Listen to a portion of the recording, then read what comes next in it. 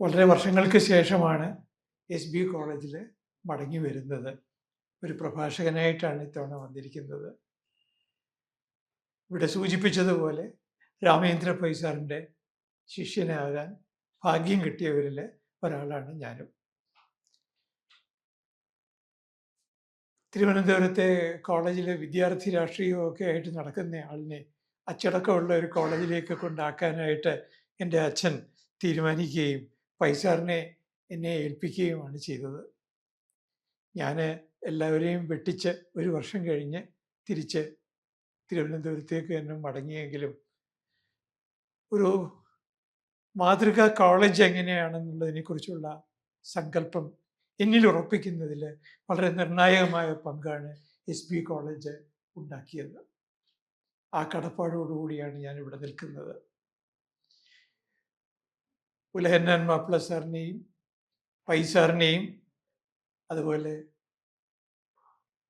NS Sebastian സാറിനെയും അതുപോലെ അഞ്ജനാടൻ സാറിനെയും സ്കറിയ സക്കറിയ സാറിനെയും ഇസ്താഖ് സാറിനെയും ആന്റണി സാറിനെയും എല്ലാം പത്തായി സാറിനെയും എല്ലാം ഈ സന്ദർഭത്തിൽ ആദരപൂർവ്വം ഓർക്കുകയാണ്.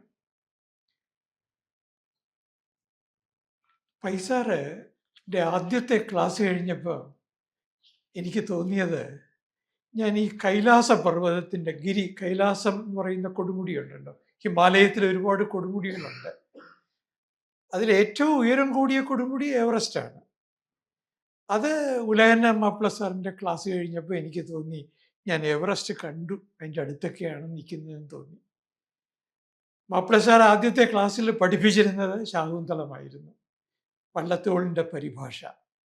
അതിനിടയ്ക്ക് അദ്ദേഹം ഗോവിതയുടെ വിശ്വപ്രസിദ്ധമായ ശാകുന്തളത്തെ പറ്റിയുള്ള അനുസ്മരണം അദ്ദേഹം നടത്തി. അതുപോലെ ഇതര പരിഭാഷകളിലെ ശാകുന്തള വ്യാഖ്യാനങ്ങളിലേക്കും ഒക്കെ കടന്നു. 1 മണിക്കൂർ പോയത് അറിഞ്ഞില്ല. അത് കഴിഞ്ഞിട്ടാണ് പൈസാറിൻ്റെ ക്ലാസ്. പക്ഷെ പൈസാറിൻ്റെ ക്ലാസ് കഴിഞ്ഞപ്പോൾ ആ കൈലാസത്തിൻ്റെ ശുഭ്രത ആദ്യമായിട്ട് അനുഭവപ്പെട്ടു. എന്ന് മാത്രമല്ല, എന്നെ അത്ഭുതപ്പെടുത്തിയൊരു കാര്യം, ഞാൻ അതിനുശേഷം KM ഡാനിയൽ സാറിൻ്റെ ക്ലാസ്സിൽ അദ്ദേഹത്തിനെ ഞാൻ എൻ്റെ പ്രിയ ഗുരുനാഥനായിട്ട് കാണുന്ന മറ്റൊരാളാണ് KM ഡാനിയൽ സാർ. അദ്ദേഹത്തിൻ്റെ ക്ലാസ്സിലിരുന്നിട്ടുണ്ട് പിന്നീട്. പൈസാറിൻ്റെ പ്രത്യേകത എന്ന് പറയുന്നത്, ഒരു ലാംഗ്വേജ് ലാബോറട്ടറിയിൽ ഇരുന്നു കൊണ്ട് പഠിപ്പിക്കുകയാണെന്ന പ്രതീതി ഉണ്ടാക്കുവാൻ അദ്ദേഹത്തിന് സാധിച്ചു. ഉച്ചാരണത്തിലെ ആരോഹണവും അവരോഹണവും നിശബ്ദതയും മൗനവും എങ്ങനെ ഒരു വിദ്യാർത്ഥിയിലേക്ക് എങ്ങനെയാണ് എത്തിക്കാൻ ഒരു അധ്യാപകന് കഴിയുന്നതെന്ന് ഞാൻ അത്ഭുതത്തോടെ കണ്ട സന്ദർഭങ്ങൾ നിരവധിയാണ്. എന്ന് മാത്രമല്ല, വൃത്തശാസ്ത്രം പഠിപ്പിക്കുമ്പോൾ ഈ മലയാള വൃത്തങ്ങൾക്കുള്ള ആ താള സൗന്ദര്യത്തെപ്പറ്റി അദ്ദേഹം ഞങ്ങളെ ഓർമ്മിപ്പിക്കാൻ വേണ്ടിയിട്ട് ഒരിക്കൽ ക്ലാസ് മുറിയിൽ ദീപികയുടെ ഒരു എഡിറ്റോറിയൽ വായിച്ചിട്ട്, കേക വൃത്തം ചൊല്ലുന്നത് പോലെ അദ്ദേഹം ദീപികയുടെ ഒരു എഡിറ്റോറിയൽ വായിച്ചിട്ട് ചോദിച്ചു, ഇത് ആരെഴുതിയ കവിതയാണെന്ന് പറയാമോ എന്ന് ചോദിച്ചു. അത് കവിതയല്ല എന്ന് ഞങ്ങൾക്ക് തോന്നിയെങ്കിലും അത് കവിതയാകണോ, ഇനി ഞങ്ങളാരും കേട്ടിട്ടില്ലാത്ത പരിചയപ്പെട്ടിട്ടില്ലാത്ത ഒരു കവിയുടെ കവിതാ ഭാഗമാണോ സാറ് ചൊല്ലിയത് എന്നൊരു നിമിഷം സംശയിച്ചു. പക്ഷെ പിന്നീട് അദ്ദേഹത്തിൻ്റെ കയ്യിലിരിക്കുന്നത് പത്രമാണെന്നും മുഖപ്രസംഗമാണ് അദ്ദേഹം വായിച്ചതെന്നും ഞങ്ങൾക്ക് മനസ്സിലായപ്പോൾ അതൊക്കെ ആ ഒരു അധ്യാപകൻ്റെ മൗലികത, അതായത് നവോന്മേഷശാലിനിയായ പ്രജ്ഞ എന്ന് പറയുന്നത് പ്രതിഭയാണ് എന്ന് നമ്മൾ പഠിച്ചിട്ടുണ്ടല്ലോ, മലയാളം വിദ്യാർത്ഥികൾ പഠിച്ചിട്ടുണ്ടല്ലോ. ആ പ്രതിഭയുടെ അപൂർവമായ സാന്നിധ്യം അദ്ദേഹം ഞങ്ങൾക്ക് അനുഭവപ്പെടുത്തി തരികയുണ്ടായി എന്നത് അരനൂറ്റാണ്ട് കഴിഞ്ഞിട്ടും ഇന്നും മനസ്സിൽ മായാതെ നിൽക്കുകയാണ്. അദ്ദേഹത്തെ പറ്റി ഓർക്കാനും ഇങ്ങനെ ഒരു സന്ദർഭം ഉണ്ടാക്കി തന്നതിന് ഞാൻ കോളേജിലെ അധ്യാപകരോട് കൃതജ്ഞത അറിയിക്കട്ടെ. ഞങ്ങളിവിടെ വന്ന സമയത്ത് അദ്ദേഹം എല്ലാവരോടും ഒരു നിർദ്ദേശം വെച്ചു. നിങ്ങളെല്ലാവരും ഞങ്ങളെ ഒന്ന് പരീക്ഷിക്കാൻ വേണ്ടിയാണ് അത് ചെയ്തത്. പക്ഷെ അതൊന്നും അദ്ദേഹം ഭാവിച്ചില്ല. അദ്ദേഹം പറഞ്ഞു, ഒരാഴ്ച സമയം തരാം, നിങ്ങളെല്ലാവരും ഞങ്ങൾ എന്ന് പറഞ്ഞാൽ അന്നത്തെ കോളേജിലെ അധ്യാപകർ തരുന്ന ഒരു ടോപ്പിക്ക് എടുത്ത് പഠിച്ച് ലൈബ്രറിയിലൊക്കെ പോയി പഠിച്ചിട്ട് അത് എഴുതിക്കൊണ്ടുവരണം. പക്ഷെ ഞങ്ങൾക്ക് സെലക്ട് ചെയ്യാനുള്ള തിരഞ്ഞെടുക്കാനുള്ള സ്വാതന്ത്ര്യമില്ല. എൻ്റെ നിർഭാഗ്യത്തിന് എനിക്ക് കിട്ടിയത് ഭാഷാ ചമ്പുകളെ പറ്റി എഴുതണമെന്നാണ്. ഞാൻ BSc ബോട്ടണിയും ഒക്കെ കഴിഞ്ഞ് എങ്ങനെയോ മലയാളത്തിൽ ചെന്നുപെട്ട ആളിന് ഈ ഭാഷാ ചമ്പുക്കളുമായി ഒരു ബന്ധവുമില്ല. സാറിനെ ബോധ്യപ്പെടുത്തുകയും വേണം. ഏറ്റവും ചുരുങ്ങിയ പക്ഷം മലയാളമെങ്കിലും തെറ്റുകൂടാതെ എഴുതാൻ കഴിയുന്ന ഒരാളാണെന്നെങ്കിലും ബോധ്യപ്പെടുത്തണമല്ലോ എന്ന് വിചാരിച്ച് അവിടുത്തെ SB കോളേജിലെ ലൈബ്രറിയിൽ ചെന്ന് നോക്കിയപ്പോൾ ഒരു പുസ്തകം കണ്ടു. ഭാഷാ ചമ്പുക്കൾ എന്ന് പറയുന്ന മഹാകവി ഉള്ളൂരിൻ്റെ പുസ്തകമാണ്. അത് എടുത്തു വെച്ച് വായിച്ചു. അത് അതേപടി കോപ്പി അടിച്ചാൽ കൈയോടെ പിടികൂടും. അതുകൊണ്ട് അതും വയ്യ.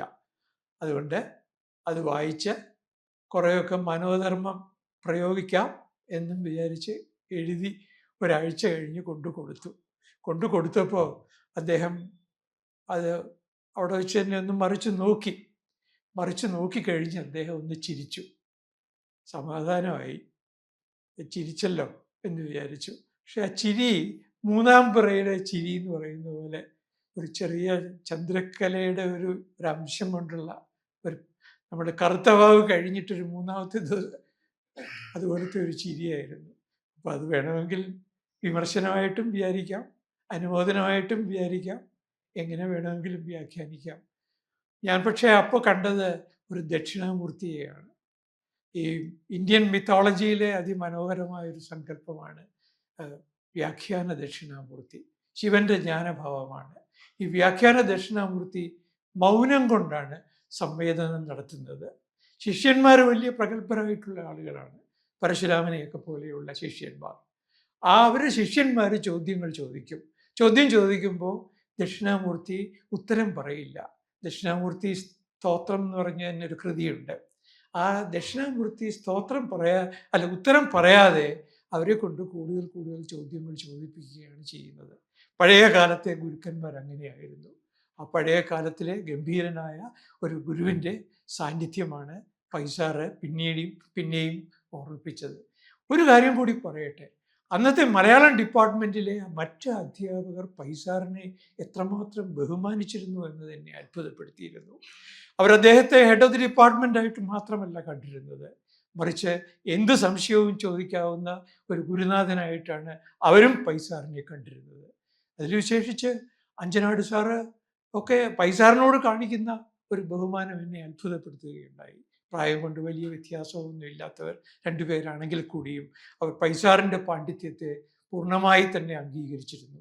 അഞ്ചനാട് സാറ്, ഇതുപോലെ പിന്നെ NS സെബാസ്റ്റ്യൻ സാറ്, സക്കറിയ ഇവരെല്ലാവരും തന്നെ ആ പൈസാറിനോട് കാണിക്കുന്ന ബഹുമാനവും എന്നെ ഇന്നും അത്ഭുതത്തോടെ മാത്രമേ കാണാൻ സാധിക്കുകയുള്ളൂ.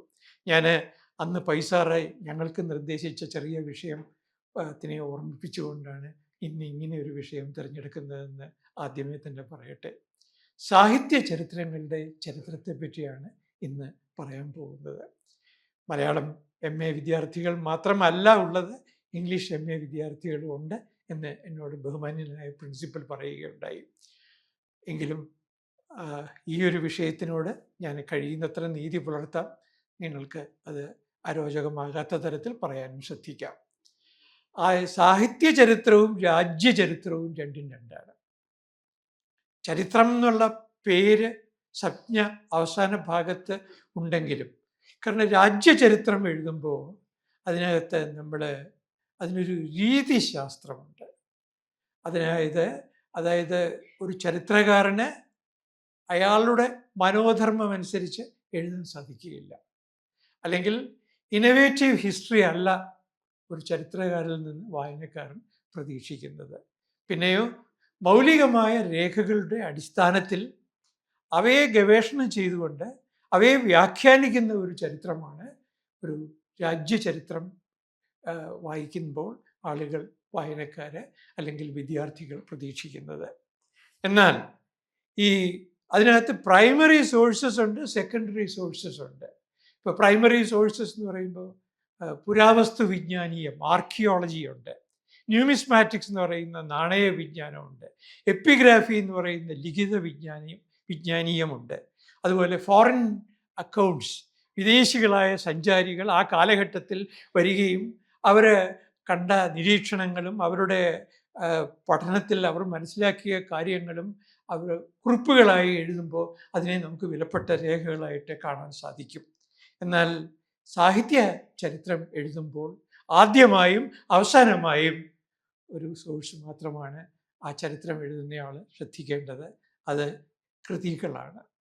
അവിടെ കൃതികളെ പറ്റിയുള്ള അഭിപ്രായങ്ങൾക്ക് പോലും സ്ഥാനമില്ല. കൃതികളെ പറ്റിയുള്ള നിരൂപണങ്ങൾക്ക് സ്ഥാനമില്ല. കൃതികളെ ചൊല്ലിയുള്ള വാഗ്വാദങ്ങൾക്ക് പോലും വളരെ കുറച്ച് പ്രസക്തിയേ ഉള്ളൂ. ഉദാഹരണത്തിന്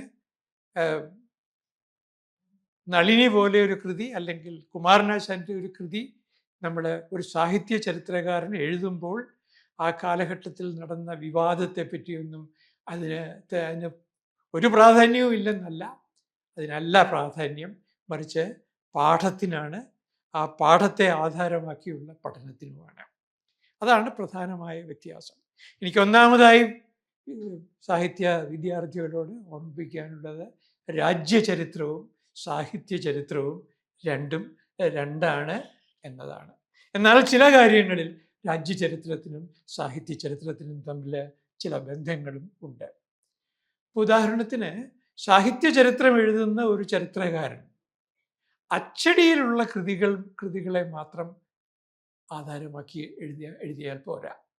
അച്ചടിയിൽ ഇല്ലാത്തതും ഒരുപക്ഷെ പ്രചാരത്തിലില്ലാത്തതുമായ ഏതെങ്കിലും ഒരു ലൈബ്രറിയിൽ ഭദ്രമായി ആരുടെയും ശ്രദ്ധയിൽപ്പെടാത്ത ഒരു കൃതി ഉണ്ടെങ്കിൽ അത് സാഹിത്യ ചരിത്രത്തിന് തീർച്ചയായിട്ടും പരാമർശിക്കേണ്ടതായിട്ട് വരും. ഞാനിവിടെ വിദ്യാർത്ഥികളോട് പറയട്ടെ, നമ്മുടെ മാൻസ്ക്രിപ്റ്റ് ലൈബ്രറികളെ പറ്റി നിങ്ങൾ ധരിച്ചിട്ടുണ്ടാവുമല്ലോ.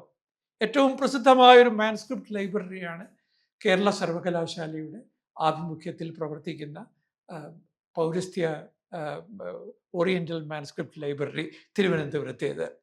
ഈ ഓറിയന്റൽ മാൻസ്ക്രിപ്റ്റ് ലൈബ്രറി കാര്യമായി ഉപയോഗിച്ച ശേഷമാണ് മഹാകവി ഉള്ളൂർ അദ്ദേഹം കേരള സാഹിത്യ ചരിത്രം എഴുതിയത്. അല്ലാതെ അതുവരെയുള്ള അച്ചടിച്ച പുസ്തകങ്ങളെ മാത്രം ആധാരമാക്കിക്കൊണ്ട് എഴുതിയിരുന്നുവെങ്കിൽ ഇന്ന് നമുക്ക് ലഭ്യമാകുന്നത് പോലെയുള്ള ഒരു സമ്പന്നമായ സമഗ്രമായ ഒരു സാഹിത്യ ചരിത്ര ഗ്രന്ഥം ഉള്ളൂരിൽ നിന്ന് കിട്ടുമായിരുന്നില്ല. ആ ദീർഘദൃഷ്ടിയുള്ള ആ ക്രാന്തദർശിയായ കവിക്ക് അതറിയാമായിരുന്നു. എന്ന് മാത്രമല്ല അദ്ദേഹത്തിനൊരു സൗകര്യവും കിട്ടി.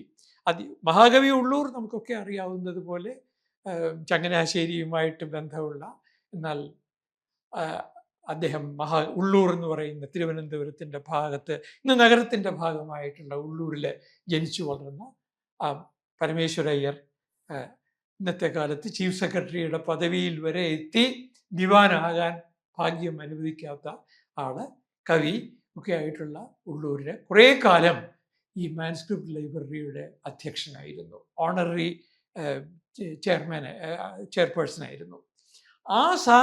അന്നത്തെ ആ ഒരു സ്വാതന്ത്ര്യവും ഒക്കെ ഉപയോഗപ്പെടുത്തിക്കൊണ്ടാണ് മഹാകവി ഉള്ളൂരിന് ഹസ്തലിഖിത ഗ്രന്ഥശാല ആ അപൂർവ ഗ്രന്ഥങ്ങളെ അദ്ദേഹത്തിന് കാണാനും വായിക്കാനും പരിശോധിക്കുവാനും സാധിച്ചത്. അത് ഉപയോഗപ്പെടുത്തിക്കൊണ്ടാണ് അദ്ദേഹം കേരള സാഹിത്യ ചരിത്രം എഴുതിയത്. അതാണ് കേരള സാഹിത്യ ചരിത്രത്തിന് ഇത്ര സമഗ്രത ലഭിക്കാൻ ഇടയായത്. എങ്കിലും അതിന് പരിമിതി ഉണ്ടായിരുന്നു. മഹാകവി ഒരു സാഹിത്യ ചരിത്രം ഒരു വ്യക്തി എഴുതുമ്പോൾ ചില വിട്ടുപോകലുകൾ ഉണ്ടാവും. ആ വിട്ടുപോകലുകളെ ഒഴിവാക്കാൻ വേണ്ടിയിട്ടാണ് ഒരു സംഘത്തെ കൊണ്ട് എഴുതിക്കുവാനായിട്ട് മലയാളത്തിൽ പിന്നീട് ഒരു ശ്രമം നടന്നു. നമുക്കറിയാം, ഡോക്ടർ KM ജോർജ് ചീഫ് എഡിറ്ററായിട്ട് സാഹിത്യ ചരിത്രം പ്രസ്ഥാനങ്ങളിലൂടെ എന്ന് പറയുന്ന ഒരു കൃതി ഉണ്ടായി. അത് കഴിഞ്ഞിട്ട് അതിനൊരു രണ്ടാം ഭാഗം ഉണ്ടാകുമെന്ന് വിചാരിച്ചു. അതുണ്ടായില്ല. കുറേ വൈകിട്ടാണെങ്കിലും അതിനൊരു രണ്ടാം ഭാഗം ഉണ്ടായി. ഒന്നാം ഭാഗം പോലെ ഒരു ശ്രദ്ധേയമായ ഒരു രചന ആയില്ല രണ്ടാം ഭാഗം. അതൊക്കെ നമുക്കറിയാം. എങ്കിലും അതിനും ഒക്കെ ഒരു പൂർണ്ണതയുണ്ടോ എന്ന് ചോദിച്ചാൽ ഇല്ല എന്ന് പറയേണ്ടി വരും. മലയാളത്തിലെ സാഹിത്യ ചരിത്ര കൃതികളുടെ ഒരു ലിസ്റ്റ് ഞാനിവിടെ അവതരിപ്പിച്ചാലും അത് മുഷിയും. എങ്കിലും ചില കൃതികളെ പറ്റിയെങ്കിലും പറയാം.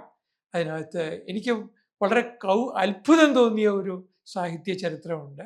അത് മാടശ്ശേരി നിങ്ങൾ വായിച്ചിട്ടുണ്ടോ എന്നറിയില്ല, നിങ്ങളുടെ ശ്രദ്ധയിൽപ്പെട്ടിട്ടില്ല ഉണ്ടോയെന്നും എനിക്കറിയില്ല.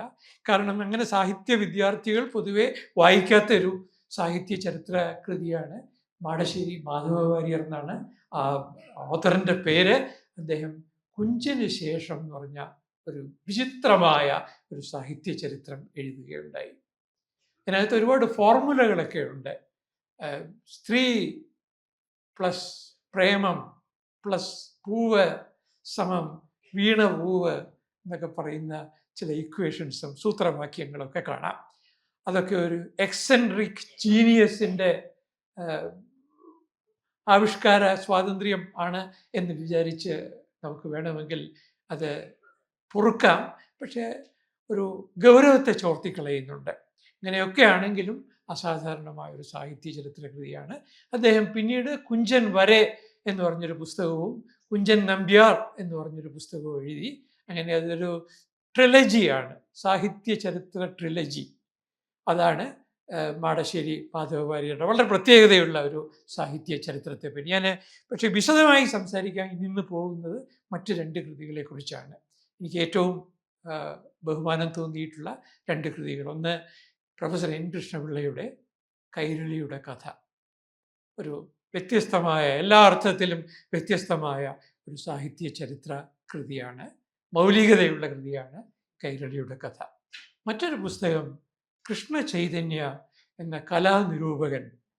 അദ്ദേഹം മലയാള വായനക്കാർക്ക് എത്ര കണ്ട് സുപരിചിതനാണ് എന്നെനിക്ക് അറിഞ്ഞുകൂടാ. ശരിയായ പേര് കൃഷ്ണൻ നായർ എന്നാണ്. അദ്ദേഹം എം കൃഷ്ണൻ നായർ പിന്നീട് വരുമെന്ന് അറിഞ്ഞതുകൊണ്ടായിരിക്കാം എം കൃഷ്ണൻ നായരെ ബഹുമാനിക്കാനോ അല്ലെങ്കിൽ ഞാനും എം കൃഷ്ണൻ നായരുടെ പേരിൽ അറിയപ്പെടേണ്ട എന്ന് വിചാരിച്ചിട്ടോ ആവണം അദ്ദേഹം കൃഷ്ണ ചൈതന്യ എന്ന തൂലികാ നാമത്തിലാണ് അദ്ദേഹം എഴുതിക്കൊണ്ടിരുന്നത്. അദ്ദേഹത്തിൻ്റെ ഇംഗ്ലീഷ് ഭാഷയിൽ എഴുതിയ മലയാള സാഹിത്യ ചരിത്രവും വളരെ സവിശേഷതകളുള്ള ഒരു സാഹിത്യ ചരിത്ര കൃതിയാണ്. ഒരു രണ്ട് പുസ്തകങ്ങൾ മാറ്റിയെടുക്കാനായിട്ട് ആരെങ്കിലും ആവശ്യപ്പെട്ടാൽ ഞാൻ, അല്ലെങ്കിൽ വിദ്യാർത്ഥികൾക്ക് നിർദ്ദേശിക്കണമെന്ന് ആവശ്യപ്പെട്ടാൽ ഞാൻ നിർദ്ദേശിക്കുക പ്രൊഫസർ എൻ കൃഷ്ണപിള്ളയുടെ കൈരളിയുടെ കഥയും ഈ പറഞ്ഞ കൃഷ്ണ ചൈതന്യയുടെ ഇംഗ്ലീഷ് ഭാഷയിൽ എഴുതിയ മലയാള ലിറ്ററേച്ചർ എന്ന് പറയുന്ന ഹിസ്റ്ററി ഓഫ് മലയാളം ലിറ്ററേച്ചർ എന്ന് പറയുന്ന പുസ്തകവും ആയിരിക്കും എന്ന് ഞാൻ ആദ്യമേ പറയട്ടെ. ഈ രണ്ട് പുസ്തകങ്ങളെ പറ്റി അത് എന്തുകൊണ്ട് ശ്രദ്ധേയമായി എന്നും കൂടി പറയും ഞാൻ. ആദ്യത്തെ മലയാള സാഹിത്യ ചരിത്രം എന്ന് പറയുന്നത് പി ഗോവിന്ദപിള്ളയുടെ ഭാഷാ സാഹിത്യ ചരിത്രമാണ്. ഞാൻ എൻ്റെ തന്നെ വിദ്യാർത്ഥികളെ എഴുതി കണ്ടിട്ടുണ്ട്. ദേശാഭിമാനിയുടെ പത്രാധിപരായ പി ഗോവിന്ദപിള്ളയുടെ മലയാള സാഹിത്യ ചരിത്രത്തിൽ ഇങ്ങനെയാണ് പറയുന്നത് എന്നൊക്കെ പറഞ്ഞ്, കാരണം ഒരു 100 വർഷത്തെ വ്യത്യാസം ആ പഴയ പി ഗോവിന്ദപിള്ളയ്ക്കും പിന്നീടത്തെ പി ഗോവിന്ദപിള്ളയ്ക്കും തമ്മിൽ ഉണ്ട് എന്നുള്ളത് മനസ്സിലാക്കാതെ വിദ്യാർത്ഥികൾ എഴുതുന്നതാണ്. അങ്ങനെയല്ല, ഭാഷാ സാഹിത്യ ചരിത്രം എഴുതിയ, നമ്മുടെ ആദ്യകാലത്തെ പാട്ടുകൾ എഴുതിയ ചിറയൻകീഴ് പി ഗോവിന്ദപിള്ള എന്നാണ് പഴയ തലമുറ അദ്ദേഹത്തെ അറിഞ്ഞിരുന്നത്. മലയാള ഭാഷയോട് വളരെ അപാരമായ സ്നേഹവും ബഹുമാനവും ഒക്കെ ഉണ്ടായിരുന്ന ഒരു പണ്ഡിതനാണ് പി ഗോവിന്ദപിള്ള.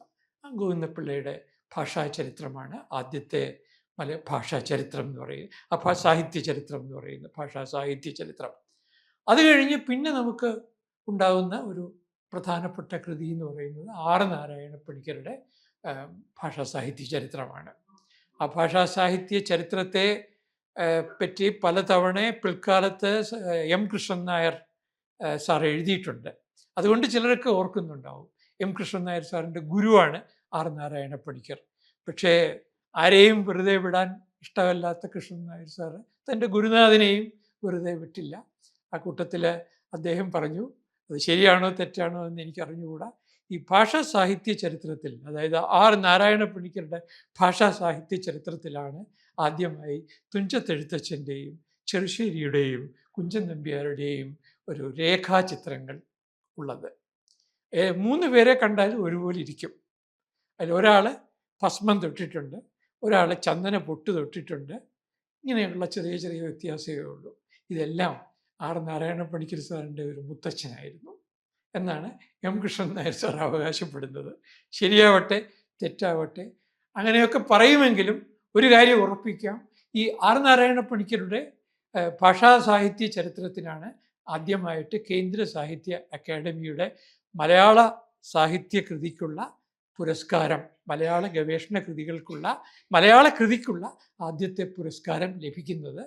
അന്ന് മറ്റൊരു കുട്ടനാട്ടുകാരനായ സർദാർ കെ എം പണിക്കർ ഡൽഹിയിലെ സാഹിത്യ അക്കാദമിയുടെ വിധി നിർണായക സമിതിയിൽ ഉണ്ടായിരുന്നു എന്നതും ഒരു പക്ഷേ കാരണമായിരിക്കാം. പക്ഷെ ഒരു കാര്യം ഉറപ്പിച്ച് ഞാൻ പറയട്ടെ, ഈ ആർ നാരായണ പണിക്കർ സാറിൻ്റെ എഴുത്തച്ഛനെ പറ്റിയുള്ള ഭാഗവും ചെറുശ്ശേരിയെ പറ്റിയുള്ള ഭാഗവും കുഞ്ചൻ നമ്പ്യാരെ പറ്റിയുള്ള, അതായത് കുലപതികളായ കവികളെക്കുറിച്ചുള്ള ഭാഗം അതിഗംഭീരമാണ്. എന്നാൽ പിന്നീട് ഉള്ള അഞ്ച് ഭാഗങ്ങളോ മറ്റോ ഉണ്ട്, അതിന് 5 or 6 ഭാഗങ്ങൾ. പിന്നീട് വരുന്ന ഭാഗങ്ങൾക്ക് ആദ്യത്തെ ഗൗരവം നഷ്ടപ്പെട്ടു പോയി, ആദ്യത്തെ ഗൗരവം ചോർന്നുപോയി. അതാണ് അവിടെ നമുക്ക് കാണാവുന്ന ഒരു പോരായ്മ. നേരെ മറിച്ച് മഹാകവി ഉള്ളൂർ എഴുതിയ സാഹിത്യ ചരിത്രത്തിൻ്റെ ഒരു മെച്ചം എൻ്റെ അവസാനത്തെ ചാപ്റ്റർ ഒഴിച്ച് ബാക്കി എല്ലാ അവസാനത്തെ വോള്യം ഒഴിച്ച് ബാക്കി എല്ലാ വോള്യങ്ങളിലും അത് ഇല്ലാത്തൊരു നമുക്കൊരു പോരായ്മയും കാണാൻ സാധിക്കുകയില്ല. എന്നാൽ അവസാനത്തെ വോള്യം വളരെ ദുർബലമാണ്. അതിലാണ് ചങ്ങമ്പുഴയെക്കുറിച്ച് മനസ്സില്ല മനസ്സോടെ പ്രശംസ, അല്ലെങ്കിൽ തനിക്ക് ഉത്തമ ബോധ്യമില്ലാത്ത ചില പ്രശംസകൾ ചങ്ങമ്പുഴയെ പറ്റി മഹാകവി ഉള്ളൂർ ചൊരിഞ്ഞത്. അതൊക്കെ മനസ്സിലാക്കാം. പക്ഷേ ഉള്ളൂരിൻ്റെ സാഹിത്യ ചരിത്രത്തിൽ കടപ്പാടുകൾ രേഖപ്പെടുത്തിയില്ല. അത് അദ്ദേഹത്തിൻ്റെ കുറ്റം കൊണ്ടല്ല. അദ്ദേഹത്തിൻ്റെ വോള്യം അച്ചടിക്കുന്നതിന് മുമ്പ് അദ്ദേഹം ഈ ലോകത്തോട് യാത്ര പറഞ്ഞ് പിരിഞ്ഞുപോയി. അപ്പം ദിവംഗതനായ ആള് അദ്ദേഹം ഉദ്ദേശിച്ചിരിക്കണം തനിക്ക് ഈ കൃതികൾ തന്ന ആളുകളെ കുറിച്ചൊക്കെ പറയാനായിട്ട്. പക്ഷെ ഇത് അദ്ദേഹത്തിന് ഏറ്റവും കൂടുതൽ വിവരങ്ങൾ നൽകിയ വടക്കൻകൂർ രാജരാജവർമ്മയെ ചൊടിപ്പിച്ചു. അന്ന് വടക്കൻകൂർ രാജരാജവർമ്മ ഓറിയന്റൽ മാൻസ്ക്രിപ്റ്റ് ലൈബ്രറിയിലെ പണ്ഡിറ്റ് ആയിട്ട് ജോലി ചെയ്യുകയാണ്. അപ്പോൾ പണ്ഡിറ്റായിട്ട് ജോലി ചെയ്യുന്ന ആളെന്ന് മാത്രമല്ല, അദ്ദേഹത്തിനെ പറ്റി ഒരുപാട് കഥകൾ തിരുവനന്തപുരത്തുകാർക്ക് പറയാനുണ്ട്, അവിടെ വൈക്കത്തുകാർക്കും പറയാനുണ്ട്. എഴുതുമ്പോൾ അദ്ദേഹം ഒരു മുറിയിൽ കഥകടച്ച് അദ്ദേഹം വിവാഹം കഴിച്ചിട്ടുണ്ട്. അത് കൊച്ചിയിലെ ഒരു തമ്പുരാട്ടിയായിരുന്നു. തമ്പുരാട്ടി 1 മാസം കഴിഞ്ഞപ്പോൾ ഭർത്താവിനോട് ഗെറ്റ് ഔട്ട് പറഞ്ഞതുകൊണ്ട് അദ്ദേഹത്തിന് പിന്നെ പ്രണയം മുഴുവൻ മലയാള ഭാഷയോടും പുസ്തകങ്ങളോടുമായിരുന്നു. ആ വടക്കൻകൂർ രാജരാജവർമ്മയാണ് മഹാകവി ഉള്ളൂരിനെ കേരള സാഹിത്യ ചരിത്രം എഴുതുന്നതിന് ഏറ്റവും കൂടുതൽ സഹായിച്ചിട്ടുള്ളത്. ഇത് അദ്ദേഹം വേണ്ടതുപോലെ കടപ്പാട് രേഖപ്പെടുത്തിയിട്ടില്ല എന്ന പരാതി വടക്കൻകൂറിന് ഉണ്ടായിരുന്നു. അപ്പോൾ അത് പരാതി അദ്ദേഹത്തിനും അറിയാം. ഇത് അങ്ങനെ സംഭവിച്ചു, കാരണം ഉള്ളൂർ എപ്പോഴേക്കും മരിച്ചുപോയി. അതുകൊണ്ടാണ്. അപ്പം അതിനൊരു പകരം വീട്ടാനായിട്ട് ആണ് വടക്കൻകൂർ കേരള സാഹിത്യ ചരിത്രം ചർച്ചയും പൂരണവും എന്ന 2 വോള്യങ്ങളുള്ള പുസ്തകം രചിച്ചത്. മലയാളത്തിലെ ഏറ്റവും ബൃഹത്തായ സാഹിത്യ നിരൂപണ കൃതി ഏത് എന്ന് ചോദിച്ചാൽ ഞാൻ അതിന് നൽകുന്ന ഉത്തരം വടക്കൻകൂർ രാജരാജവർമ്മയുടെ സാഹിത്യ ചരിത്രം ചർച്ചയും പൂരണവും എന്ന പുസ്തകമാണെന്ന് പറയും. ഈ 2 വോള്യവും ഉള്ളൂർ വിട്ടുപോയ കാര്യങ്ങൾ പറയുകയാണ്, അല്ലെങ്കിൽ ഉള്ളൂർ പറഞ്ഞതിൽ വന്ന സൂക്ഷ്മത കുറവുകൾ കാണിക്കാൻ വേണ്ടിയിട്ടാണ് ഈ 2 വോള്യം. മംഗളോദയമാണ് പിൽക്കാലത്ത് അത് പ്രസിദ്ധീകരിച്ചത്. അത് മംഗളോദയവും നിന്നുപോയി, അന്നത്തെ പുസ്തകങ്ങളും എല്ലാവരും മറന്നു. ആ കൂട്ടത്തിൽ ഈ വടക്കൻകൂറിൻ്റെ ചർച്ചയും പൂരണവും എനിക്ക് തോന്നുന്നില്ല നിങ്ങൾ ആരെങ്കിലും അത് കണ്ടിരിക്കാൻ ഇടയുണ്ടാവില്ല എന്ന് ഞാൻ വിചാരിക്കുന്നു. ഇനി അഥവാ കണ്ടിട്ടില്ലെങ്കിൽ കൂടി അത് ചില കാര്യങ്ങളെങ്കിലും പുനഃപരിശോധന നടത്തുവാനായിട്ട് ഉപയോഗിക്കാവുന്നതാണ്. അദ്ദേഹം പിന്നീട് തോന്നിയ അത് പോരാ, ഈ ഉള്ളൂര് സംസ്കൃത കൃതികളെക്കുറിച്ച് വേണ്ടതുപോലെ പരിചയപ്പെടുത്തി തന്നില്ല. അതുകൊണ്ട് കുറച്ചുകൂടി സംസ്കൃത സാഹിത്യത്തെ പറ്റി പറയാനായിട്ട് സമഗ്രമായ ഒരു പിന്നെ പുസ്തകം പരമ്പര തന്നെ വേണമെന്ന് പറഞ്ഞിട്ടാണ് അദ്ദേഹം സംസ്കൃത സാഹിത്യ ചരിത്രം എഴുതിയത്. ഉള്ളൂർ പറയുന്നതിനേക്കാളും കുറെ കൂടി വിശദമായി സംസ്കൃത സാഹിത്യം കേരളീയ എഴുത്തുകാർ രചിച്ച സംസ്കൃത കൃതികളെക്കുറിച്ച് വടക്കൻകൂറാണ് പറഞ്ഞത്. എന്നെ വളരെ കൗതുകം എന്നെ അത്ഭുതപ്പെടുത്തിയെന്ന് ഞാൻ പറയുന്നില്ല. എനിക്ക് കൗതുകം തോന്നിയ ഒരു ഭാഗം എന്ന് പറയുന്നത് കേരളത്തിലെ നാടുവാഴി കുടുംബങ്ങളെക്കുറിച്ച് അത് വിശദമായി പ്രതിപാദിക്കുന്നു എന്നുള്ളതാണ്. അതായത് വേണാടിനെയും അതുപോലെ കൊച്ചിയിലെയും അതുപോലെ സാമൂതിരി രാജാക്കന്മാരുടെയും അതുപോലെ ചെമ്പകശ്ശേരി രാജാക്കന്മാരുടെയും എല്ലാം സദസ്സുകളിലെ കവികളെക്കുറിച്ചും അവരുടെ സംഭാവനകളെക്കുറിച്ചും വളരെ സൂക്ഷ്മമായി ഈ വടക്കൻകൂർ രാജരാജവർമ്മ സംസ്കൃത സാഹിത്യ ചരിത്രത്തിൽ പരാമർശിക്കുന്നുണ്ട്. അതാണ് ഡോക്ടർ കെ കുഞ്ചുണ്ണി രാജായ്ക്ക് Kerala's contribution to Sanskrit literature എന്ന് പറയുന്ന മദ്രാസ് സർവകലാശാല പ്രസിദ്ധീകരിച്ച ഡോക്ടറൽ തീസിസിൻ്റെ പിറവിക്ക് കാരണം. ആ പുസ്തകം അത് പക്ഷേ ആധുനിക സമ്പ്രദായം അനുസരിച്ച് കടപ്പാടൊക്കെ രേഖപ്പെടുത്തിയിട്ടുണ്ട് ഡോക്ടർ കുഞ്ചുണ്ണി രാജ. കുഞ്ചുണ്ണി രാജ അത് കുറെ കൂടി ശാസ്ത്രീയമായിട്ട് എഴുതി. അദ്ദേഹം പ്രധാനമായിട്ട് 3 രാജകുടുംബങ്ങളുടെ സംഭാവന. ആ രാജകുടുംബങ്ങളിൽ നമുക്കറിയാം കോഴിക്കോട്ടെ സാമൂതിരി രാജവംശം, അതുപോലെ പെരുമ്പടപ്പ് രാജവംശം, അതുപോലെ തിരുവിതാംകൂറിലെ രാജവംശം, ഇവരുടെ കാലത്ത് കവികൾക്ക് നൽകിയ പ്രോത്സാഹനം, അങ്ങനെയായിട്ട് ആ പുസ്തകം കുറെ കൂടി ശാസ്ത്രീയമായിട്ട് നമുക്ക് ലഭിക്കുന്നു. അത് കഴിഞ്ഞിട്ട് ഇവിടെ ഒരു വിചിത്രമായൊരു കാര്യം എന്ന് പറയുന്നത് ഈ മലയാള സാഹിത്യത്തിനെ പറ്റി നമ്മൾ അന്യ ഭാഷകളിലെ കൃതികൾ രചിക്കുന്ന ആളുകൾ പറയുന്ന ഒരു കോംപ്ലിമെൻ്റ് നമ്മൾ അറിഞ്ഞിരിക്കണം. അതായത് തൊട്ടടുത്ത് കിടക്കുന്ന തമിഴ് സാഹിത്യം, ആ തമിഴ് സാഹിത്യത്തിൻ്റെ ഒരു 20-25 വർഷം മുമ്പ് ഉള്ള ചർച്ചകൾ വരെ സംഘ ഇലക്കിയത്തിൽ തുടങ്ങി ഭാരതിയിൽ അവസാനിക്കും. സുബ്രഹ്മണ്യ ഭാരതിയിൽ ഒരു കോണ്ടംപററി ലിറ്ററേച്ചർ എന്ന് പറയുന്നതിനെ ഗൗരവമായിട്ട് അവർ കണ്ടിരുന്നില്ല. എന്നാൽ ഇന്നത് മാറി തമിഴ്നാട്ടിൽ. അങ്ങനെ മാറാൻ കാരണം അവർ പറയുന്നത് അവർ മലയാളികളെ അനുകരിച്ചത് കൊണ്ടാണെന്നാണ്. ഞാൻ നേരിട്ട് കേൾക്കുവാൻ സാധിച്ചിട്ടുള്ള ഒരാളാണ്. ഇപ്പോൾ കോമൾ സ്വാമിനാഥൻ എന്ന് പറയുന്ന ഫിലിം ഡയറക്ടറെ സാധാരണ ഞാൻ ഈ ഫിലിം ഫെസ്റ്റിവലുകളിലൊക്കെ പതിവായിട്ട് പോകുന്ന നാളുകളിൽ പരിചയപ്പെടുന്ന ഒരാളായിരുന്നു, സംസാരിക്കുകയൊക്കെ ചെയ്യാറുണ്ടായിരുന്നു. ഇപ്പോൾ കോമൾ സ്വാമിനാഥൻ മലയാള സിനിമകൾ വിടാറില്ല. അത് MT വാസുദേവൻ നായരുടെ ആണെങ്കിലും, അത് അരവിന്ദൻ്റെ ആണെങ്കിലും, അടൂർ ഗോപാലകൃഷ്ണൻ്റെ ആണെങ്കിലും, പത്മരാജൻ്റെ ആണെങ്കിലും സിനിമകൾ കാണാതെ വിടില്ല.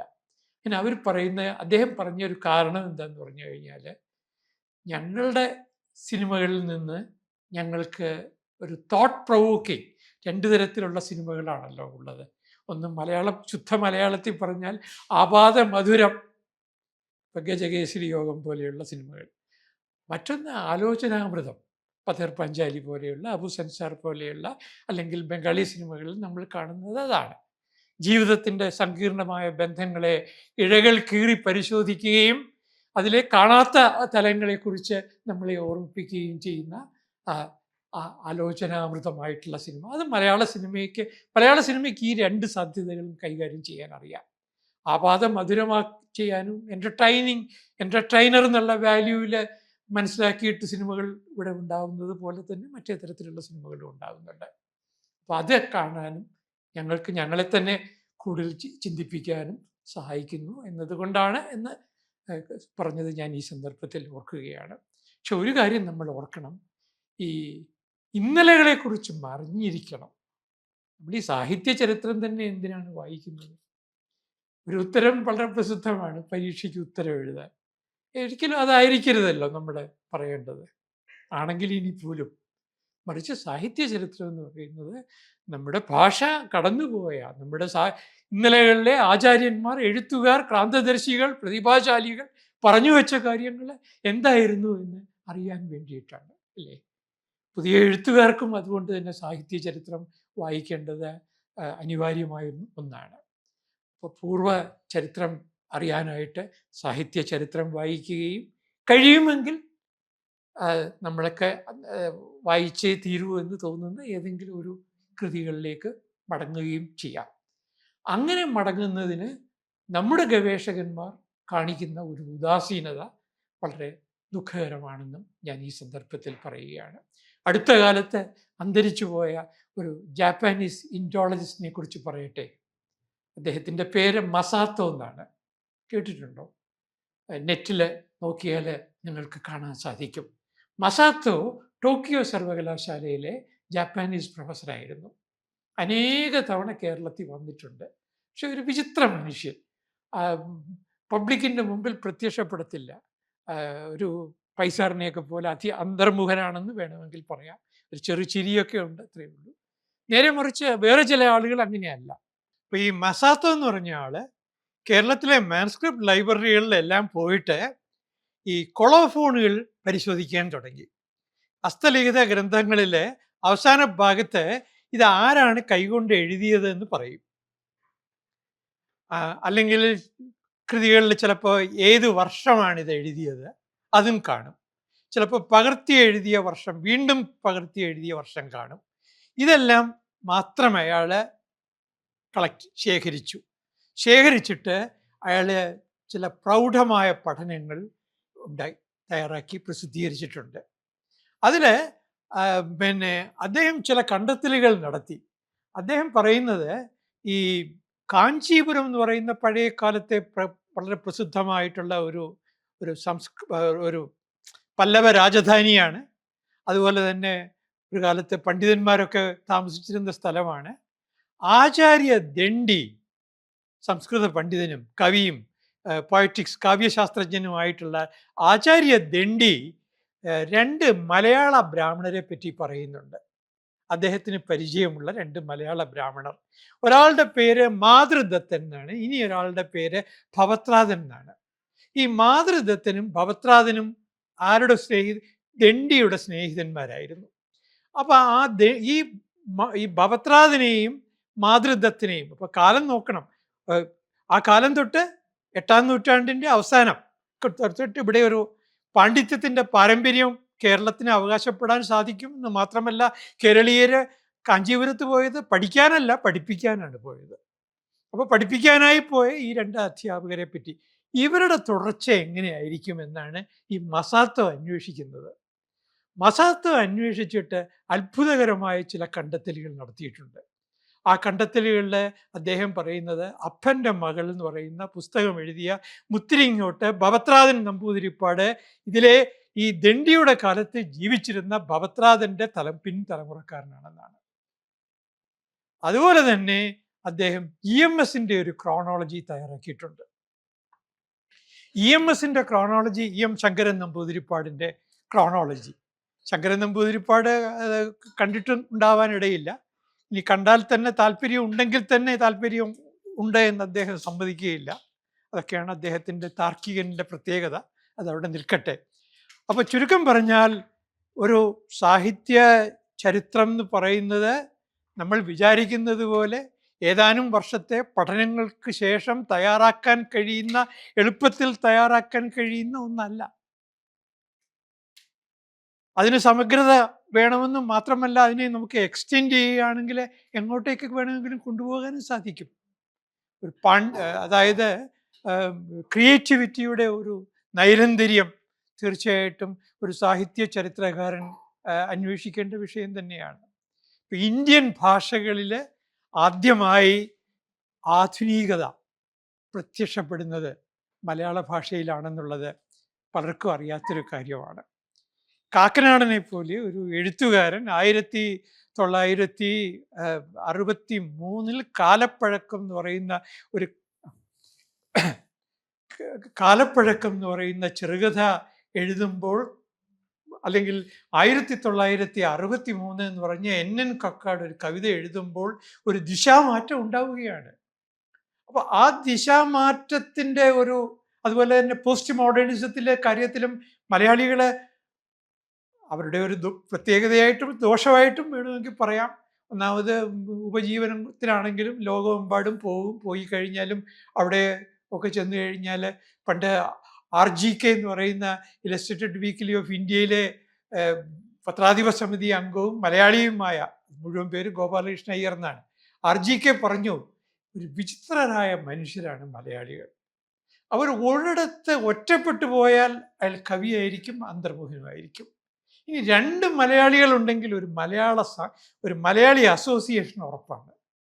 3 മലയാളികൾ അവിടെ ഉണ്ടെങ്കിൽ 2 മലയാളി അസോസിയേഷൻ കാണും. ഒന്നിൻ്റെ പേര് കേരള ക്ലബ് എന്നായിരിക്കും, മറ്റൊന്നിൻ്റെ പേര് മലയാളി അസോസിയേഷൻ എന്നായിരിക്കും എന്നൊക്കെ പറഞ്ഞിട്ട് അദ്ദേഹം മലയാളികളുടെ കുറേ പ്രത്യേകതകളെക്കുറിച്ച് പറഞ്ഞിട്ടുണ്ട്. എന്ന് പറഞ്ഞതുപോലെ ലോകമെമ്പാടും ഉള്ള ഈ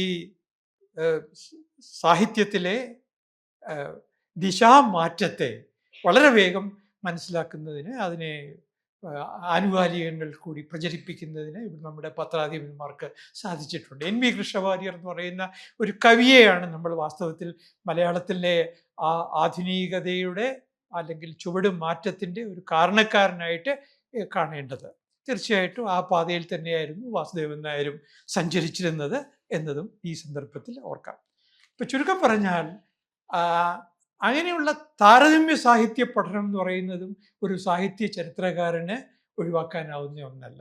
നമുക്കറിയാം, പിന്നീട് ഡോക്ടർ KM ജോർജിൻ്റെ നേതൃത്വത്തിൽ നമുക്ക് കമ്പാരിറ്റീവ് ലിറ്ററേച്ചർ എന്ന് പറയുന്ന ഒരു ശാഖ ഇവിടെ വളരെ ശക്തമാവുകയും അതിനുള്ള ആ വോളിയൂംസ് തയ്യാറാക്കാൻ വേണ്ടിയിട്ട് കേന്ദ്ര സാഹിത്യ അക്കാദമി ഡോക്ടർ ജോർജിനെയാണ് ഏൽപ്പിച്ചത്. അതുകൊണ്ട് തന്നെ അദ്ദേഹത്തിന് മലയാളത്തിലെ മറ്റൊരു സാഹിത്യകാരനും ലഭിക്കാത്ത തരത്തിലുള്ള ഒരു ദേശീയ പരിഗണന കിട്ടി. പത്മശ്രീയും പത്മഭൂഷണും കിട്ടിയ ഒരേ ഒരു മലയാളത്തിലെ എഴുത്തുകാരനാണ് KM ജോർജ്. പക്ഷേ അദ്ദേഹത്തെ ജോസഫ് മുണ്ടശ്ശേരി മാഷ് വിശേഷിപ്പിച്ചത് അത്ര കോംപ്ലിമെൻ്റ് ആയിട്ടുള്ള ഒരു പ്രയോഗത്തിലല്ല. മുണ്ടശ്ശേരി മാഷ് പറഞ്ഞത് മലയാളത്തിലെ ചാർട്ടേഡ് അക്കൗണ്ടൻ്റാണ് KM ജോർജ് എന്നാണ്. അതിനകത്ത് പ്രശംസയുമുണ്ട്, കളിയാക്കലുമുണ്ട്. ചാർട്ടേഡ് അക്കൗണ്ടൻറ്റിൻ്റെ ജോലി എന്ന് പറഞ്ഞാൽ എന്താണ്? മെറ്റിക്കുലസ് ആയിട്ട് കണക്ക് നോക്കുക എന്ന് പറയുന്നതാണ്. പക്ഷെ ഒരു കാര്യം നമ്മൾ ആലോചിക്കണം, ഇത്തരം ചാർട്ടേഡ് അക്കൗണ്ടന്റുമാരും നമുക്ക് ആവശ്യം ആണ്. അങ്ങനെ ഒരു പത്രാധിപർ ഇപ്പോൾ ഇല്ല എന്നുള്ളത് ആണ് മലയാളത്തിലെ ഈ പുതിയ, ഞാൻ ഇന്നും ആലോചിക്കുന്നു, ഇപ്പോഴും ഓർക്കുകയാണ്, NV കൃഷ്ണവാര്യർ കോട്ടയത്തെ മാമൻ മാപ്പിള ഹാളിൽ വെച്ച് പ്രസംഗിക്കുമ്പോൾ അദ്ദേഹം പറഞ്ഞു, കവിതയുടെ ആധുനികതയെ ഞാൻ സ്വാഗതം ചെയ്ത ആളാണ്. താൻ തന്നെ ആ തരത്തിൽ ചില കവിതകളൊക്കെ എഴുതിയ ആളാണ്. കൊച്ചുതമ്മൻ പോലെയുള്ള, മദിരാശിയിലെ സായാഹ്നം പോലെയുള്ള കവിതകൾ എഴുതിയ ആളാണ്. അതായത് അങ്ങനെയാണെങ്കിൽ പോലും ഈ വൃത്തനിബദ്ധമല്ലാത്ത കവിതകൾ ആണ് ഇന്നിപ്പോൾ മലയാള ഭാഷയിൽ തുടർച്ചയായി ഉണ്ടായിക്കൊണ്ടിരിക്കുന്നത്. അങ്ങനെ വൃത്തനിബദ്ധമല്ലാത്ത കവിതകൾ ഉണ്ടാകുന്നത് കൊണ്ട് സാഹിത്യത്തിന് വലിയ മെച്ചമൊന്നുമില്ല എന്ന് അദ്ദേഹം പറഞ്ഞത് ഞാൻ ശ്രോതാവായിട്ട് കേട്ടിട്ടുണ്ട്. അതുപോലെ തന്നെ വേറൊരു വലിയ ദൗർഭാഗ്യം, ഈ പ്രൊഫസർ N കൃഷ്ണപിള്ള കുറേ കാലം കൂടി ഈ കൈരളിയുടെ കഥയുടെ 1ാം ഭാഗം എഴുതി, അത് കഴിഞ്ഞിട്ട് അതിനൊരു കുറച്ചുകൂടി ഒരു റിവൈസ്ഡ് എഡിഷൻ ഉണ്ടാക്കി. പക്ഷെ ഒരു 2ാം ഭാഗം അദ്ദേഹം എഴുതിയില്ല. അതൊരു ദോഷമായി തന്നെ നിൽക്കുകയാണ്. കൈരളിയുടെ കഥയുടെ പലരും അത് സൂചിപ്പിച്ച കാര്യമാണ്, എങ്കിലും ഞാൻ ഒറ്റ വാക്യത്തിൽ പറയാം. നിരണം കവികളുടെ മഹത്വത്തെപ്പറ്റി മലയാളികൾ ആദ്യമായി തിരിച്ചറിയുന്നത് പ്രൊഫസർ N കൃഷ്ണപിള്ളയുടെ കൈരളിയുടെ കഥയിലൂടെയാണ്. ഭാഷ നവീകരിച്ചത് തുഞ്ചത്തെഴുത്തച്ഛൻ്റെ ഒരു സംഭാവനയാണെങ്കിലും കാവ്യഗുണം തുഞ്ചത്തെഴുത്തച്ഛനേക്കാൾ മീതെ നിൽക്കുന്നത് നിരണം കവികളുടെ കൃതികളിലാണ് എന്ന് അദ്ദേഹം ആധികാരികമായി സ്ഥാപിക്കുകയാണ് കൈരളിയുടെ കഥയിൽ ചെയ്യുന്നത്. വേറെയും സന്ദർഭങ്ങളുണ്ട്. ഉണ്ണായി വാര്യരുടെ നളചരിതത്തിനെ ഒരു സാഹിത്യ കൃതിയുടെ എന്ന നിലയിലുള്ള അതിൻ്റെ ഔന്നത്യത്തെപ്പറ്റി പ്രൊഫസർ കൃഷ്ണപിള്ള വളരെ കൃത്യമായി പറയുന്നുണ്ട്. അതുപോലെ തന്നെ കൃഷ്ണചൈതന്യയുടെ പുസ്തകത്തെപ്പറ്റി ഞാൻ മുമ്പ് സൂചിപ്പിക്കുകയുണ്ടായി. ആ പുസ്തകത്തിൻ്റെ ഏറ്റവും വലിയ പ്രത്യേകത OV വിജയൻ്റെ ഖസാക്കിൻ്റെ ഇതിഹാസത്തെ പോലും അതിനകത്ത് തുറന്ന മനസ്സോടെ അംഗീകരിക്കുകയാണ്. നേരെ മറിച്ച് ശൂരനാട് കുഞ്ഞൻപിള്ള സാർ, മഹാപണ്ഡിതനായ ശൂരനാട് കുഞ്ഞൻപിള്ള സാറിൻ്റെ ഒരു സാഹിത്യ ചരിത്രത്തെ പറ്റി കൂടി പറയാം. ആ സാഹിത്യ ചരിത്രത്തിൽ താൻ ഒ വി വിജയനെ പറ്റി പറഞ്ഞില്ലെങ്കിൽ എന്തെങ്കിലും കുഴപ്പമാകുമെന്ന് വിചാരിച്ച് ആരോ ശിഷ്യന്മാരൊക്കെ പറഞ്ഞിട്ട് അദ്ദേഹം ഒരിക്കലും ഖസാക്കിൻ്റെ ഇതിഹാസം വായിച്ചിരിക്കാൻ ഇടയില്ല എന്ന് തന്നെ ഞാൻ വിശ്വസിക്കുന്നു. പലതവണ അതിനകത്ത് എഴുതിയിരിക്കുന്നത് ഒ വിജയൻ്റെ ഖസാക്കിൻ്റെ ഇതിഹാസം എന്നാണ്. അതൊരു അച്ചടി തെറ്റായിട്ട് ഞാൻ കാണുന്നില്ല, അദ്ദേഹത്തിൻ്റെ ഒരു അജ്ഞതയായിട്ട് തന്നെയാണ് കാണുന്നത്. നമുക്ക് ആവശ്യമില്ലാത്ത, അറിയാൻ വയ്യാത്ത കാര്യങ്ങൾ പറയേണ്ട കാര്യമില്ലായിരുന്നു എന്ന് അത് തോന്നി. അങ്ങനെ അവിടെയാണ് കൃഷ്ണ ചൈതന്യയുടെ പ്രത്യേകത. സുഗതകുമാരിയുടെ കവിതയെക്കുറിച്ച്, അന്ന് സുഗതകുമാരി ഈ പുസ്തകം എഴുതുമ്പോൾ അതിപ്രശസ്തയൊന്നും ആയില്ല, പക്ഷേ സുഗതകുമാരിയെ പറ്റിയുള്ള വളരെ ബ്രില്യൻ്റ് ആയിട്ടുള്ള ഒരു ചില ഒബ്സർവേഷൻസ് നമുക്ക് കൃഷ്ണ ചൈതന്യയുടെ ഈ സാഹിത്യ ചരിത്രത്തിൽ കാണാൻ സാധിക്കും. അതുപോലെ എം ടിയുടെ പിന്നെ സാഹിത്യ കൃതികളെക്കുറിച്ച്, നാലുകെട്ടിനെക്കുറിച്ചും അസുരവത്തിനെക്കുറിച്ചും കാലത്തെക്കുറിച്ചും ഈ കൃഷ്ണ ചൈതന്യ എഴുതിയിട്ടുണ്ട്. രണ്ടാം ഊഴം വന്നിരുന്നില്ല. അതിനകത്ത് അദ്ദേഹം പറയുന്നത് ഈ പിന്നെ പകയുടെയും ആത്മനിന്ദയുടെയും നിരൂപകനായി, പകയുടെയും ആത്മനിന്ദയുടെയും എഴുത്തുകാരനായിട്ട് എം ടി വാസുദേവൻ നായരെ വിശേഷിപ്പിച്ചത് ആരാണെന്നറിയാമല്ലോ? C N Sreekantan Nair. ആ സി എൻ ശ്രീകണ്ഠൻ നായരുടെ ആ നിരൂപണത്തെ ഓർമ്മിച്ചുകൊണ്ട് പകയുടെയും ആത്മനിന്ദയുടെയും അംശങ്ങൾ എം ടിയുടെ കൃതികളിൽ ഉണ്ടാകുമെന്നും, പക്ഷേ അത് ഉണ്ടായതിന് കാരണം മരുമക്കത്തായത്തിൻ്റെ ശൈഥില്യ കാലത്ത് ഉണ്ടായിരുന്ന അണുകുടുംബത്തിലേക്ക് മാറുന്ന കാലഘട്ടത്തിലെ ഒരു കുടുംബ അന്തരീക്ഷത്തിൽ ജീവിച്ച ആളായതുകൊണ്ടാണ് എന്നുള്ള ഒരു ഒബ്സർവേഷനിലേക്ക് കൃഷ്ണ ചൈതന്യം നമ്മളെ കൂട്ടിക്കൊണ്ടുപോവുകയാണ്. അപ്പോൾ ഞാൻ പറഞ്ഞു വരട്ടെ, അതിനിടയ്ക്ക് ഒരുപാട് കേരള സാഹിത്യ അക്കാദമി ഈ ലിറ്റററി ജാനർ എന്ന് പറയുന്ന സാഹിത്യ ശാഖകളെക്കുറിച്ചുള്ള സമഗ്ര പഠനങ്ങൾ എഴുതാനായിട്ട് തീരുമാനിക്കുകയും പ്രാപ്തരായിട്ടുള്ള ആളുകളെ നിയോഗിക്കുകയും ചെയ്തു. അതിൽ ഒരിക്കലും അനുകരിക്കാൻ പാടില്ലാത്ത ഒരു പുസ്തകമാണ് എം ലീലാവതി ടീച്ചറിൻ്റെ കവിതാ സാഹിത്യ ചരിത്രം. എല്ലാ ബഹുമാനവും എം ലീലാവതിയോട് പുലർത്തിക്കൊണ്ട് തന്നെ പറയട്ടെ, എങ്ങനെ ഒരു സാഹിത്യ ചരിത്രം എഴുതരുത് എന്ന് നിങ്ങൾക്ക് മനസ്സിലാക്കണമെന്നുണ്ടെങ്കിൽ അത് ലീലാവതി ടീച്ചറിൻ്റെ പുസ്തകം വായിച്ചാൽ മതി. സർവ്വ കവികളെയും അതിനകത്ത് പരാമർശിക്കുന്നുണ്ട്. ഒരു സാഹിത്യ ചരിത്രകാരൻ അങ്ങനെ കവിത എഴുതിയ കവിയശപ്രാർത്ഥികളായ ആളുകളുടെ നാൽക്കാലികളെക്കുറിച്ചൊന്നും എഴുതേണ്ട കാര്യമില്ല. അവിടെയാണ് ലീലാവതി ടീച്ചറിന് പറ്റിയ അപകടം. ഒരു കാര്യം നമ്മൾ മറക്കരുത്, വയലോപ്പള്ളിയെ പറ്റി എത്ര സമഗ്രമായ പഠനമാണ്, ഇടശ്ശേരിയെക്കുറിച്ച് എത്ര ഗംഭീരമായ പഠനമാണ്, ജി ശങ്കരക്കുറുപ്പിനെക്കുറിച്ച് എത്ര ഉദാത്തമായ പഠനമാണ് ലീലാവതി ടീച്ചർ നടത്തിയത് എന്നത് കൃതജ്ഞതാപൂർവ്വം ഓർക്കുന്നു. നാടക സാഹിത്യത്തിൻ്റെ ചരിത്രം എഴുതിയത് ജി ശങ്കരപിള്ളയാണ്. നമുക്കറിയാം, അദ്ദേഹം ഒരു നാടക പണ്ഡിതനും അധ്യാപകനും ഒക്കെ ആയിട്ടുള്ള ഒരാൾ എഴുതുന്ന നാടക സാഹിത്യ ചരിത്രം. എങ്കിലും അദ്ദേഹത്തിൻ്റെ നാടക സാഹിത്യ ചരിത്രത്തിൽ കേരളത്തിൻ്റെ നാടകത്തിൻ്റെ വേരുകളെ പറ്റി പറയുന്നതിൽ വേണ്ടത്ര ശ്രദ്ധ അദ്ദേഹം കാണിച്ചില്ല എന്ന് മാത്രമല്ല, വേറെയും അദ്ദേഹത്തിൻ്റെ സമകാലീനനായിട്ടുള്ള നാടകകൃത്തുക്കളെ പറ്റി പറയുമ്പോൾ അദ്ദേഹം കാണിക്കേണ്ട നിഷ്പക്ഷതയും അവിടെ കാണിക്കുന്നില്ല, പ്രത്യേകിച്ച് എൻ എൻ പിള്ളയെ പറ്റി പറയുന്ന ഭാഗങ്ങളിൽ. ചെറുകഥയെ പറ്റിയുള്ള സാഹിത്യ ചരിത്രം എഴുതിയത് ഏറ്റവും പ്രധാനമായിട്ട് എം അച്യുതനാണ്. അതും ഒരു അച്യുതനിലെ നിരൂപകൻ്റെ ഒരു പരാജയമാണ് ഞാൻ അവിടെ കണ്ടത്. ചുരുക്കി പറഞ്ഞാൽ ഞാൻ കൺക്ലൂഡ് ചെയ്യട്ടെ, ഒരു 12-10 തീർക്കാം. സമഗ്ര വീക്ഷണമാണ് ഒരു സാഹിത്യ ചരിത്രകാരന് ഒന്നാമതായും അവസാനമായും ഉണ്ടാവേണ്ടത്. ഏകപക്ഷീയമായ നിരീക്ഷണങ്ങൾ ഉണ്ടാകരുത്. സാംസ്കാരിക ചരിത്രമായിരിക്കണം സാഹിത്യ ചരിത്രം. അങ്ങനെ സാംസ്കാരിക ചരിത്രമാകുമ്പോഴാണ് മസാത്തോയെ പോലെയുള്ള ആളുകളുടെ പഠനം നമ്മൾ ഓർമ്മ വരുന്നത്. അദ്ദേഹം ഡോക്ടർ ആസ്കോ പർപ്പോളയുടെ സമകാലീനനാണ്. അവരൊന്നിച്ച് പല ഗവേഷണങ്ങളും നടത്തിയിട്ടുണ്ട്. ഈ ആസ്കോ പർപ്പോളയും കേരള സംസ്കാരത്തെപ്പറ്റി അഗാധമായ പഠനം നടത്തിയിട്ടുള്ള ആളാണ്.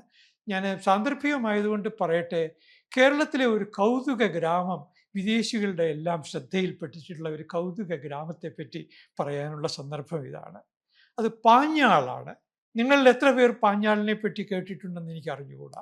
പക്ഷെ താല്പര്യമുണ്ടെങ്കിൽ, കേരള സംസ്കാരത്തെപ്പറ്റി പഠിക്കണമെന്ന് ആത്മാർത്ഥമായി ആഗ്രഹമുണ്ടെങ്കിൽ ഞാൻ പറയും, ചെറുതുരുത്തിക്കടുത്തുള്ള പാഞ്ഞാൾ എന്ന് പറയുന്ന ഗ്രാമത്തിലേക്ക് പോകണമെന്ന്. 1970 വരെ അവിടെ ജാതി വ്യവസ്ഥയെ അക്ഷരാർത്ഥത്തിൽ പിന്തുടരുന്ന ഒരു ആവാസ വ്യവസ്ഥിതിയായിരുന്നു അവിടെ ഉണ്ടായിരുന്നത്.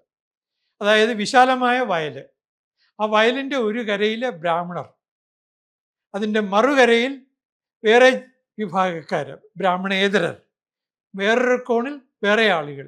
എന്നാൽ ഇവരെല്ലാം തന്നെ വളരെ സൗഹാർദ്ദത്തോടെയാണ് കഴിഞ്ഞിരുന്നത്. അതുകൊണ്ട് തന്നെ ഈ പാഞ്ഞാൾ എന്ന് പറയുന്ന ഗ്രാമത്തെ 1930 ആദ്യമായിട്ട് പാഞ്ഞാളിൽ വരുന്നത് ആർണോൾഡ് ബേക്ക് എന്ന് പറയുന്ന നെതർലൻഡ്സുകാരനായിട്ടുള്ള ഇൻഡോളജിസ്റ്റാണ് വരുന്നത്. നിങ്ങൾ ചിലരെങ്കിലും കേട്ടിരിക്കും. ഈ ആർണോൾഡ് ബേക്കാണ് കേരളീയ സംഗീതത്തെപ്പറ്റി പാശ്ചാത്യരോട് കലവറയില്ലാതെ പ്രശംസിച്ചത്. ഈ ആർണോൾഡ് ബേക്ക് ഇവിടുത്തെ തുള്ളൽ പാട്ടുകളെ, ഇവിടുത്തെ കഥകളിപ്പാട്ടുകളെ, ഇവിടുത്തെ ക്രൈസ്തവ ഫോക്ലോറുകൾ ഉൾപ്പെടെ ഉള്ളത് എല്ലാം അന്ന് ഗ്രാമഫോണിൽ റെക്കോർഡറിൽ പകർത്തിയിട്ട് അദ്ദേഹം അത് മുഴുവന് അമേരിക്കയിലെ ഒരു സർവകലാശാലയ്ക്ക് അത് ട്രാൻസ്ഫർ ചെയ്തിട്ടുണ്ട്. അവരെന്ത് ചെയ്തു എന്ന് പറഞ്ഞാൽ, ഇന്ത്യൻ ഇൻസ്റ്റിറ്റ്യൂട്ട് ഫോർ മ്യൂസിക്കോളജി എന്ന് പറയുന്ന ഒരു സ്ഥാപനം അമേരിക്കയ്ക്ക് ഉണ്ട്. അത് ഇപ്പോൾ അഹമ്മദാബാദിലാണ് പ്രവർത്തിക്കുന്നത്. അവിടെ പോയാൽ നമുക്കിതെല്ലാം കിട്ടും.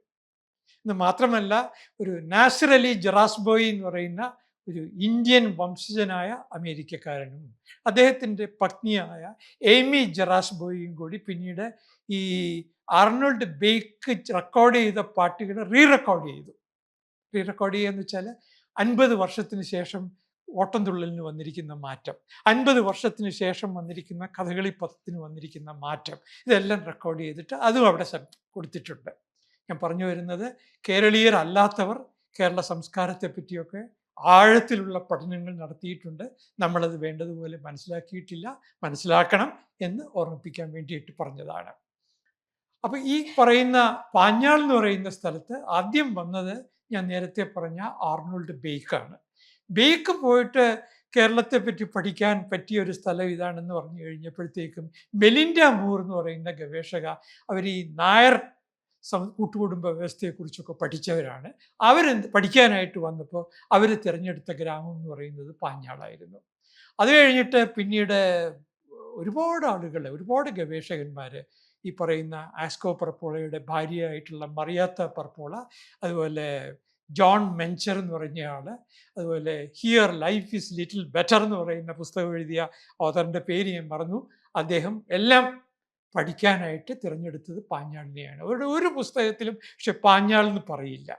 കാരണം എന്തെങ്കിലും അനിഷ്ടകരമായ കാര്യം പറഞ്ഞു കഴിഞ്ഞാൽ കേസ് കൊടുക്കുമെന്ന് വിചാരിച്ചിട്ട് അവരത് പറയില്ലെന്ന് മാത്രം. അതിൽ മറിയാത്ത പർപ്പോളയുടെ പുസ്തകത്തിനകത്ത് ഒരു ഭാഗത്ത് ഇങ്ങനെ കൂടി പറയുന്നത് ഞാൻ കൗതുകത്തോടെ വായിച്ചു. അതിനകത്ത് പറയുന്നത്, MG ശശിഭൂഷൺ എന്ന് പറയുന്ന യൂണിവേഴ്സിറ്റി കോളേജിലെ അധ്യാപകൻ എന്ന് പറഞ്ഞിട്ട് ജാതി ഒക്കെ പറഞ്ഞിട്ട് ആ മനുഷ്യന് ഇപ്പോൾ ആഴ്വാഞ്ചേരി തമ്പ്രാക്കളുടെ തേവാരത്തിലും അടുക്കളയിലും ഒഴിച്ച് എവിടെ വേണമെങ്കിലും കയറാം. അത്രയ്ക്ക് കേരളത്തിലെ സാമൂഹ്യ വ്യവസ്ഥ മാറി എന്നാണ് മറിയാത്ത പർപ്പോള പറഞ്ഞിരിക്കുന്നത്. ഞാൻ പറഞ്ഞു വരുന്നത്, വളരെ പച്ചയായ യാഥാർത്ഥ്യങ്ങൾ നമ്മൾ ചിലപ്പോൾ നമ്മളതൊക്കെ സൗകര്യപൂർവ്വം പറയാൻ മടിക്കുന്ന കാര്യങ്ങൾ ഈ പാശ്ചാത്യർ പറയും. ഇത്രയേ ഉള്ളൂ. ഇപ്പോൾ കേരളത്തെക്കുറിച്ച് ഏറ്റവും കൂടുതൽ പഠനം നടത്തിയിട്ടുള്ള ഒരാളാണ് ഒസാലോ ദമ്പതിമാർ.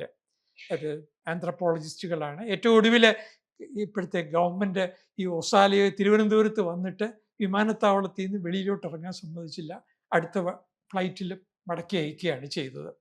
ഈ ഒസാലോ എന്ന് പറഞ്ഞാൽ അവർ ഒരു സോഷ്യൽ ചേഞ്ച് ഇൻ കേരള എന്ന് പറയുന്ന പുസ്തകത്തിൽ ചെന്നിത്തല എന്ന് പറയുന്ന ഒരു ഗ്രാമത്തെ പറ്റിയാണ് പറഞ്ഞിരിക്കുന്നത്.